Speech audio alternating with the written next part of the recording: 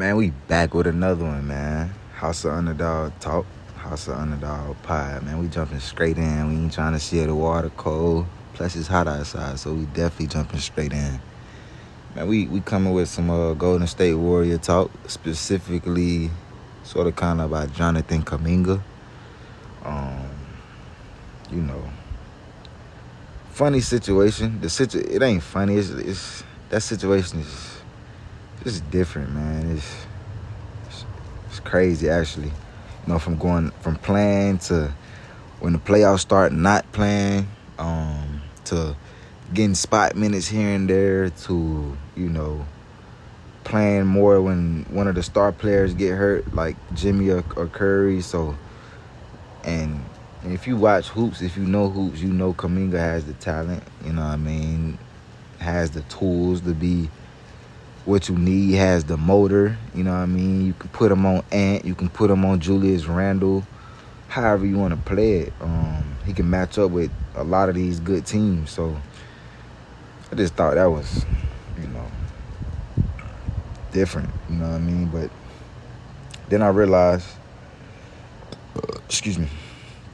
I realized it's Kuminga's contract year. So if you're Golden State, Kuminga wanted to bet on himself so he can make more money. You know what I mean? He's going into free agency this year, but he's a restricted free agent, right? I'm going to get into that in a little bit. But if you're Golden State, front office, if you don't play a person or if their production level isn't there or if it doesn't rise to the occasion, their money can drop, their value can drop. Kuminga, going into final year of his rookie deal, I can't remember what exactly draft class he was in. I think he was in he might have been in, I'm not sure. I don't want to say nothing wrong. But Golden State obviously didn't want to pay him what he thought he was worth, or extend him. Sorry, they didn't want to extend him prior to this season. Maybe what he thought he was worth. So, what you do if you Golden State, when it matters the most, all eyes is on 16 teams, you don't play him. So it looks like he's not valuable for that rotation or that team. Okay, and if you do put him in, you play him 7 minutes this game, another DNP the next game to make it look like he's a bench player. Okay, so again, if he's not playing or if he's playing a few minutes, the value drops. Most importantly, the money drops. So I can see that was their plan.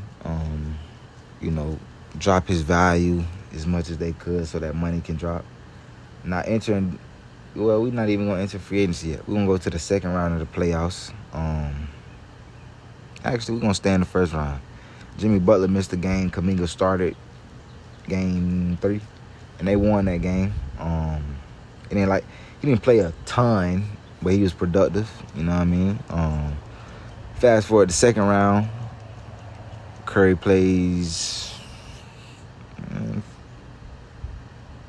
the first half of game 1. He gets hurt. He's out for the remainder of the series with a hamstring injury. Kuminga has his opportunity.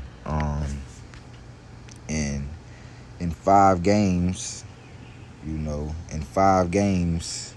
he averaged 20.8 points. So that's 21 points, 3 rebounds, and 1 assist.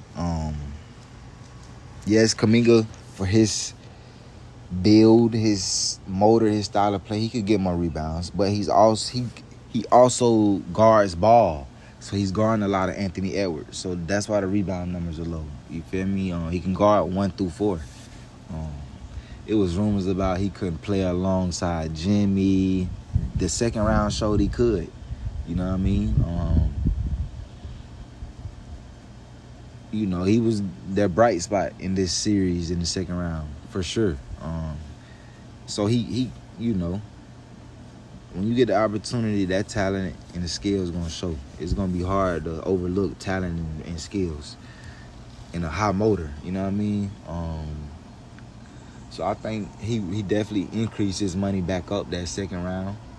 Now entering free agency this year, he's a restricted free agent, meaning any team that offers him a contract, Golden State has the right to match it. Meaning, if a team, I'm just throwing a number out there, if a team offers him 3 years, 30, and Kuminga accepts that, Golden State's gonna match it. They're gonna give him 3 years, 30, because he's a restricted free agent. He's on the last year of his rookie deal.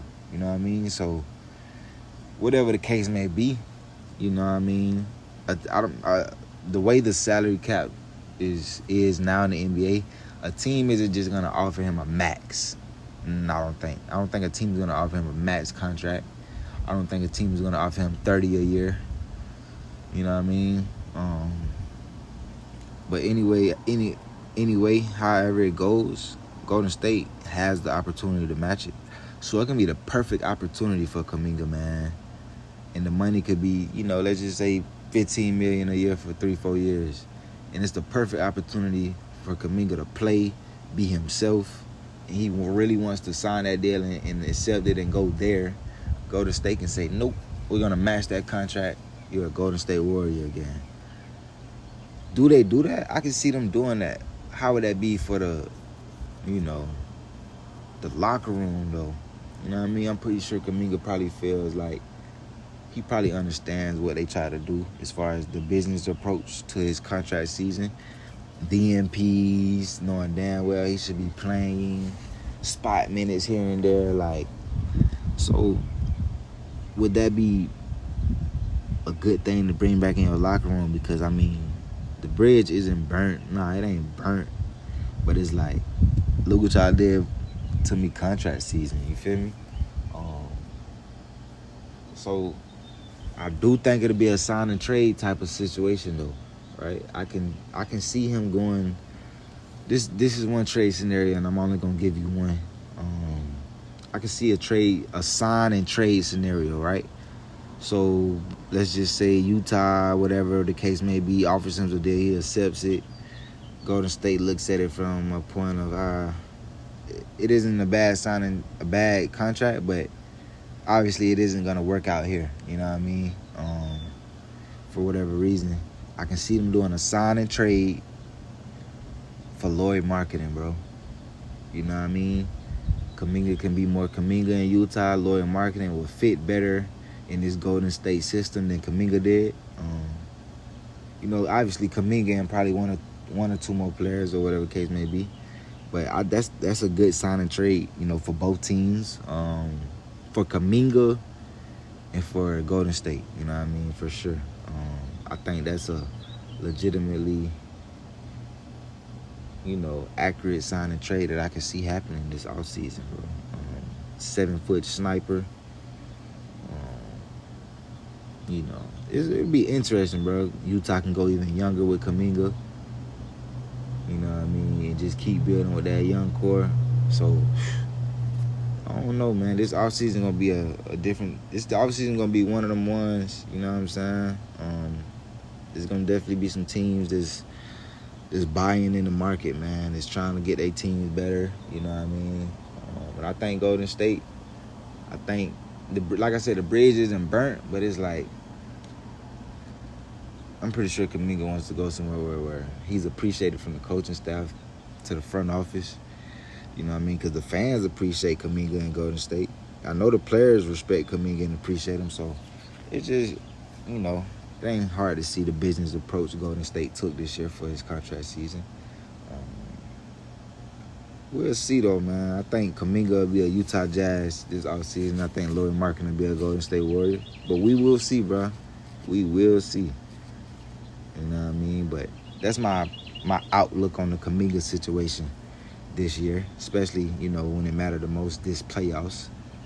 But the overall look of Golden State's business approach towards Kuminga, you know what I mean? To lower that value, to lower that money, so they can get him on a cheaper deal. So we'll see, man.